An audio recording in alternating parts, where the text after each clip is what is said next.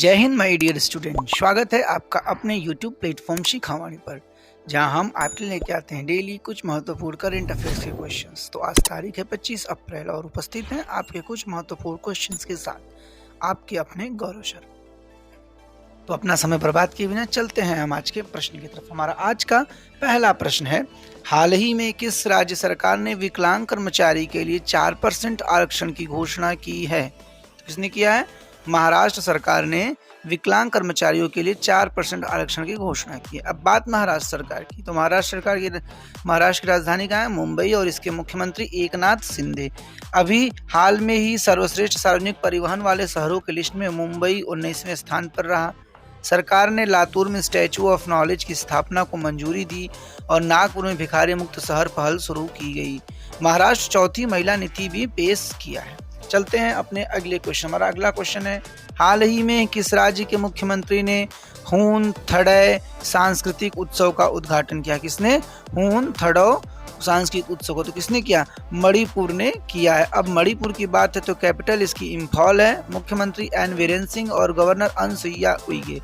अब मणिपुर, तो मणिपुर के राज्यपाल अर्थात अनसुईया उइगे ने प्राकृतिक खेती पर अंतर्राष्ट्रीय सम्मेलन का उद्घाटन किया। 5 दिवसीय यसांग उत्सव मणिपुर में मनाया गया। केंद्रीय गृह मंत्री अमित शाह ने 120 फीट ऊंची पोलो प्रतिमा का उद्घाटन किया और मणिपुर में ही गान उगाई उत्सव मनाया गया। कौन सा? गान नगाई उत्सव मनाया गया। चलते हैं अगले क्वेश्चन की तरफ। हाल ही में किस प्रतिष्ठित संतोकबा मानवतावादी पुरस्कार से सम्मानित किया गया? तो किसे किया गया? सोनम वांगचुक को प्रतिष्ठित संतोकबा मानवतावादी पुरस्कार से सम्मानित किया गया। चलते हैं अपने अगले क्वेश्चंस की तरफ। हाल ही में Wisden cricketers of the year चुने जाने वाली पहली भारतीय महिला क्रिकेटर कौन बनी? तो कौन बनी है? हरमनप्रीत पहली भारतीय महिला क्रिकेटर बनी है जिनको Wisden cricketer of the year के रूप में चुना गया है। चलते हैं अगले क्वेश्चन तरफ। हाल ही में विश्व पृथ्वी दिवस कब मनाया गया? तो कब मनाया गया? यह 22 अप्रैल को विश्व पृथ्वी दिवस मनाया गया। अभी 1 अप्रैल को आरबीआई का स्थापना दिवस और उत्कल दिवस मनाया गया। 5 अप्रैल को अंतर्राष्ट्रीय समुद्री दिवस और अंतर्राष्ट्रीय वेग दिवस। 7 अप्रैल को विश्व स्वास्थ्य दिवस। 10 अप्रैल को विश्व होम्योपैथिक दिवस और 12 अप्रैल को मानव अंतरिक्ष उड़ान का अंतर्राष्ट्रीय दिवस। 15 अप्रैल को विश्व कला दिवस। 16 अप्रैल को हाथी बचाओ दिवस और 17 अप्रैल को विश्व होम्योफिली दिवस और 20 अप्रैल को चीनी भाषा का दिवस और 21 अप्रैल को राष्ट्रीय सेवा दिवस। और आज 22 अप्रैल को क्या मनाया गया है? तो 22 अप्रैल को विश्व पृथ्वी दिवस मनाया गया है। चलते हैं अपने अगले क्वेश्चन तरफ। हाल ही में कौन सी आईआईटी ने तंजानिया में अपना पहला अंतर्राष्ट्रीय परिसर स्थापित करेगा? तो कौन करेगा? आईआईटी मद्रास तंजानिया में अपना पहला अंतर्राष्ट्रीय परिसर स्थापित करेगा। अब बात आईआईटी की, तो अभी हाल में ही टचलेस बायोमेट्रिक सिस्टम विकसित करने के लिए आईआईटी बॉम्बे ने यूआईडीआई के साथ साझेदारी की। आईआईटी मद्रास ने दूध में मिलावट का पता लगाने के उपकरण का विकसित किया। अब बात तंजानिया की, तो तंजानिया की राजधानी कहाँ है? डोडोमा। इसकी करेंसी क्या है? Tanzanian shilling. और इसके प्रेसिडेंट कौन है? स्थामिया शुलू हसन। कौन? स्थामिया शुलू हसन। चलते हैं अगले क्वेश्चन तरफ। हाल ही में नारायण प्रसाद सऊद ने किस देश के नए विदेश मंत्री के रूप में कार्यभार संभाला है? तो किस नए देश के? तो ये नेपाल के नए विदेश मंत्री के रूप में कार्यभार संभाला है। अब नेपाल की बात, तो राजधानी कहाँ है? काठमांडू। और इसके प्रधानमंत्री कौन है? पुष्पकमल कमल प्रचंड। प्रचंड इनका क्या है? ये उपनाम है। अभी हाल में ही नेपाल में इंटरनेशनल बिग कैट अलायंस संस्थापक सदस्य बना है। घोड़ों का त्योहार घोड़े यात्रा नेपाल के ललितपुर में मनाया गया और नेपाल के नए राष्ट्रपति कौन है? रामचंद्र पौडेला इसके नए राष्ट्रपति चुने गए हैं। और नेपाल संयुक्त राष्ट्र के शांति निर्माण आयोग का अभी हाल में ही सदस्य बना है। चलते हैं अगले क्वेश्चंस। हाल ही में किस विधानसभा में फैक्ट्री अधिनियम 2023 पारित हुआ? तो किसमें? तमिलनाडु के विधानसभा में फैक्ट्री अधिनियम 2023 लागू हुआ है। ठीक, अब तमिलनाडु की बात है तो तमिलनाडु में हम देख सकते हैं कि तमिलनाडु को अभी हाल ही कुंभम अंगूर के जीआई टैग मिला, और तमिलनाडु के राज्यपाल ऑनलाइन जुए पर प्रतिबंध लगाने वाले विधेयक को मंजूरी दी। अशोक लेलैंड ने तमिलनाडु में ऑल वीमन प्रोडक्शन लाइन की लॉन्च भी किया है। ठीक, चलते हैं अगले क्वेश्चंस की तरफ। हाल ही में भारतीय सेना ने सैन्य कर्मियों को चीनी भाषा के प्रशिक्षण देने के लिए किस यूनिवर्सिटी के साथ समझौता किया? तो किस यूनिवर्सिटी के साथ? तेजपुर यूनिवर्सिटी के साथ भारतीय सेना ने सैन्य कर्मियों को चीनी भाषा का प्रशिक्षण देने के लिए समझौता किया है। चलते हैं अपने अगले क्वेश्चन नंबर 10। हाल ही में भारत सरकार ने कहा 4G मोबाइल टावर राष्ट्र को समर्पित किया है? तो कहा अरुणाचल प्रदेश में इस सरकार ने 4G मोबाइल टावर राष्ट्र को समर्पित किया है। अब अरुणाचल प्रदेश के बारे की बात है तो इसके अभी हाल में गृह मंत्री अमित शाह ने अरुणाचल प्रदेश के किबिथु में वाइब्रेट विलेज प्रोग्राम लॉन्च किया।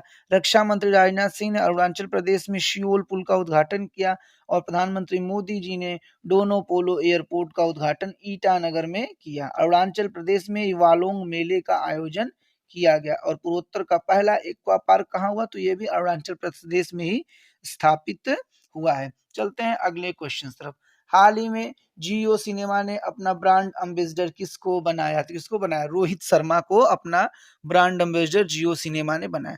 अच्छा, रोहित शर्मा के पहले इसके ब्रांड एम्बेसडर कौन थे? तो इसके पहले जियो सिनेमा के सूर्य कुमार यादव थे, और इस समय कौन है? रोहित शर्मा। चलते हैं अगले क्वेश्चंस। हाल ही में कौन सबसे अधिक तालाबों और जलाशयों वाला राज्य की सूची में शीर्ष पर रहा है? तो कौन रहा है? पश्चिम बंगाल सबसे अधिक तालाबों और जलाशयों वाले राज्यों की सूची में शीर्ष पे रहा। अब बात पश्चिम बंगाल की, तो राजधानी कैलकाटा जो कि हुगली नदी के किनारे है, और यहाँ के मुख्यमंत्री ममता बनर्जी हैं। और अभी हाल में पश्चिम बंगाल के मुख्यमंत्री ममता बनर्जी ने पथश्री रास्ता श्री परियोजना का शुभारंभ किया। पश्चिम बंगाल ने केंद्र से पोस्ता की खेती करने की अनुमति देने की आग्रह किया, और पूर्व डीजीपी वीरेंद्र को पश्चिम बंगाल के मुख्य सूचना आयुक्त के रूप में नियुक्त किया गया है। चलते हैं अगले क्वेश्चन तरफ।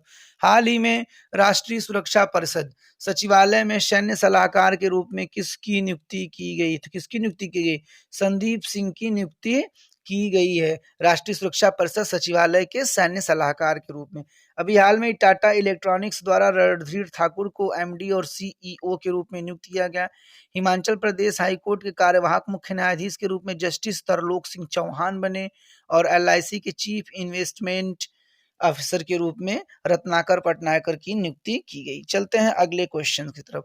हाल ही में किसके द्वारा लॉन्च दुनिया की सबसे बड़ा शक्तिशाली रॉकेट स्पेस स्टारशिप की लॉन्चिंग फेल हो गई? तो किसके द्वारा हुई थी? यह स्पेस एक्स के द्वारा दुनिया की सबसे बड़े और शक्तिशाली रॉकेट स्टारशिप को लॉन्च किया गया था, जो कि फेल किसके द्वारा किया था? स्पेस एक्स के द्वारा यह लॉन्च किया था। अब स्पेस एक्स की बात है तो इसकी स्थापना कभी 2002 में, और इसकी हेडक्वार्टर कैलिफोर्निया में, और इसके सीईओ कौन है? तो इसके सीईओ एलन मस्क हैं। चलते हैं अगले क्वेश्चन की तरफ।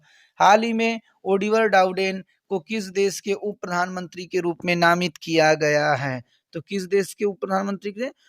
यूके के उप प्रधानमंत्री के रूप में ओलिवर डाउडेन को नियुक्त किया गया है।